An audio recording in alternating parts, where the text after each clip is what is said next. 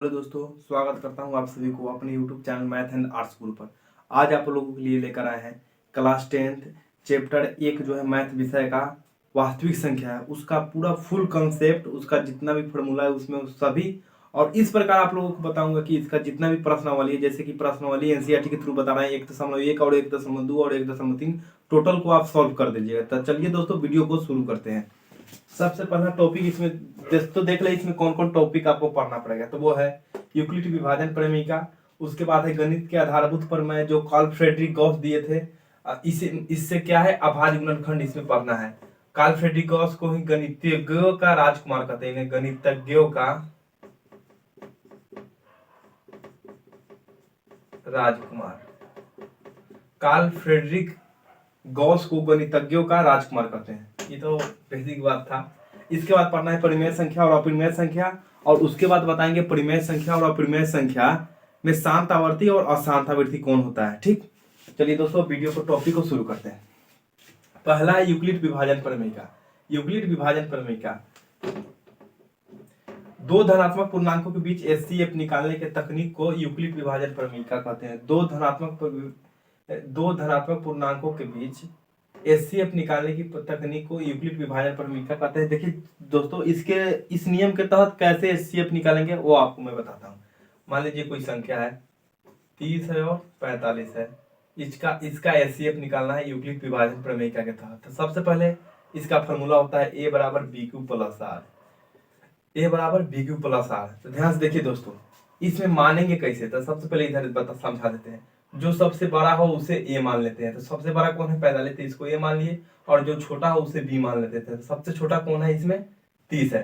अब देखिए बनाएंगे कैसे। सबसे पहले हम 45 लिख लेंगे, और 30 को कितना से गुना करें कि 45 के नजदीक आ जाए या 45 के बराबर हो जाता है। 45 के नजदीक 30 से कम 30 करेंगे तब ना होगा, क्योंकि 45 30 के पारा में तो 45 आता ना है। तो 30 से कम 30 बच गया कितना आपका 15। अब देखेंगे यहाँ पे 30 और 15 में 30 को यहाँ लिख देंगे।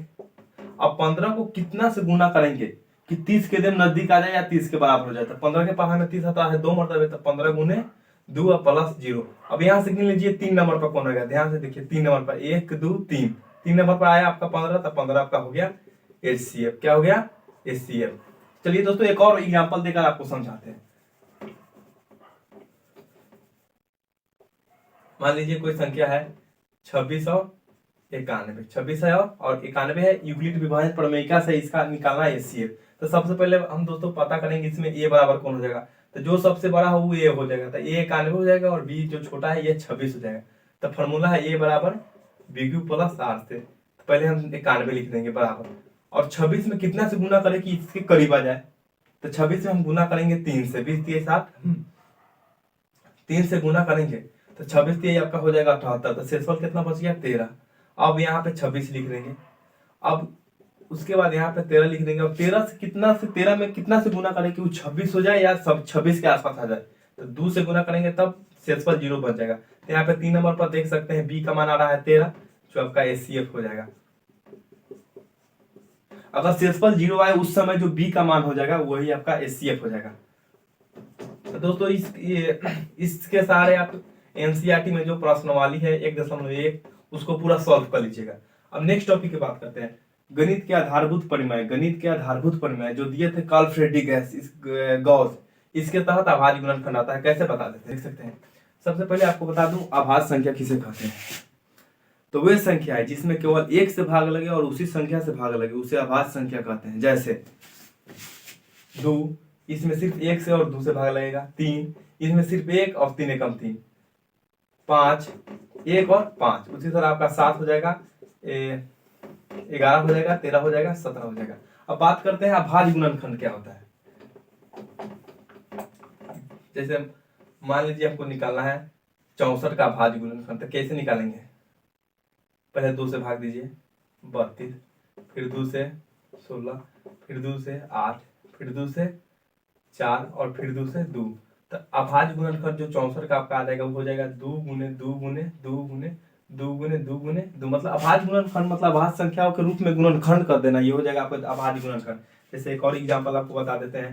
अगर रहे 182, तो इसको लिख सकते हैं 182 के गुणनखंड इधर कर लीजिए। 182 का 2 से तो 91, 7 से तो 13, ये आपका हो जाएगा 2 गुने 7 गुने 13। तो ये आप समझ गए अभाज्य गुणनखंड। अब नेक्स्ट टॉपिक की बात करते हैं तो वो है अभाज्य गुणनखंड के तहत एचसीएफ और एलसीएम कैसे निकालेंगे। एचसीएफ और एलसीएम कैसे निकालेंगे, चलिए दोस्तों वीडियो को शुरू करते हैं, वीडियो बता देते हैं। देखिए मान लीजिए आपको बोला जाए अभाज्य गुणनखंड के तहत एचसीएफ मतलब 91 और 26 का एलसीएफ और एचसीएफ निकालें तो कैसे निकालेंगे। सबसे पहले तो इसका गुणनखंड कर देंगे तो वो आपका आ जाएगा 7 गुने 13 और 26 का बता दें इसमें आ जाएगा आपका 13 गुने 2 गुने 13। तो इसमें एचसीएफ कौन होगा, जो दोनों में हो, तो यहाँ पे देख सकते हैं दोनों में कौन है 13, तो 13 आपका एचसीएफ हो गया। एलसीएम इसमें उस संख्या को भी गुना कर देंगे जो दोनों में कहीं भी हो लेकिन एक में ही शामिल करेंगे, जो 2 बार संख्या, जैसे 13 यहाँ पे दोनों में है तो इसको एक बार ही शामिल करेंगे, तो यहाँ पे लिख देंगे पहले 13 एक बार ही शामिल होगा, उसके बाद 7, उसके बाद 2, तो आपका एलसीएम हो जाएगा 13 दूना 26, 26 सते 182, कितना हो जाएगा एलसीएम आपका 182। तो एचसीएफ कैसे निकालेंगे, जो दोनों में हो, और एलसीएम जो दोनों में हो उसको एक बार गुना के रूप में सिर्फ लिखेंगे। चलिए दोस्तों अब वीडियो नेक्स्ट टॉपिक की बात करते हैं। एक और एग्जांपल आपको समझा देते हैं। मान लीजिए अगर आपको 105 और 441 का निकालना है आपको एचसीएफ एलसीएम गुणनखंड विधि से, तो सबसे पहले हम लिखेंगे 105 का आपका हो जाएगा 3 गुने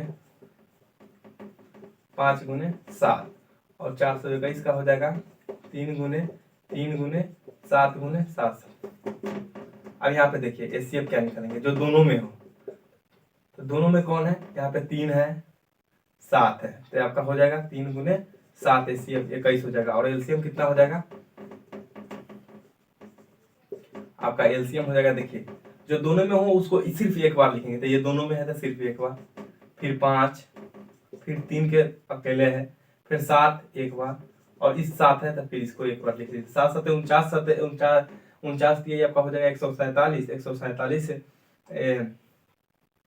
15 गुना कर लीजिए, 147 गुने 15, इसका जो आंसर आएगा वो आपका एचसीएफ हो जाएगा दोस्तों। चलिए दोस्तों अब नेक्स्ट टॉपिक की बात करते हैं। नेक्स्ट टॉपिक है आपका परिमेय और अपरिमेय संख्या। परिमेय और अपरिमेय संख्या, तो परिमेय संख्या कहते किसको है, तो वह संख्या जिसे p बटा q के रूप में लिख सकते हैं उसे परिमेय संख्या कहते हैं, जहां p एंड q पूर्णांक संख्या हो, जहां p और q पूर्णांक संख्या हो तथा q बराबर 0 ना हो। बात है पूर्णांक संख्या, तो पूर्णांक संख्या किसे कहते हैं, तो पूर्णांक संख्या वह संख्या जो बट्टा में ना हो, जैसे -1 3 -4 5, इस आपका पूर्णांक संख्या हो जाएगा। और जो बट्टा में रहता है उसे भिन्न संख्या कहते हैं। नेक्स्ट टॉपिक है अपरिमेय संख्या। वह संख्या जिस पर रूट हो या पावर में माइनस हो या पावर बट्टा में हो उसे अपरिमेय संख्या कहेंगे। जैसे 3 पर रूट, ये अपरिमेय संख्या हो गया। √5 अपरिमेय संख्या, √4 ये अपरिमेय संख्या नहीं है क्योंकि √4 को हम 2 लिख सकते हैं। अब दोस्तों बात करते हैं शांत और अशांत आवृत्ति के। जैसे 3/5 इसका दशमलव प्रसार शांत होगा या अशांत, शांत और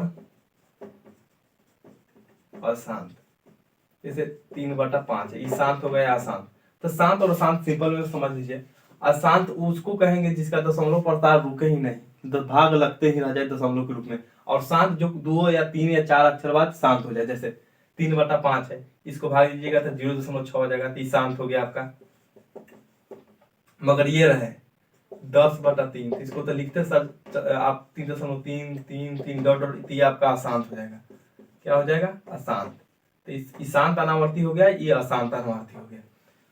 तो दोस्तों अगर आपको ये वीडियो अच्छा लगा है तो वीडियो को लाइक एवं शेयर कर दीजिए, और नेक्स्ट टॉपिक कल शाम को आपको अपलोड कर दिया जाएगा हमारे चैनल पर।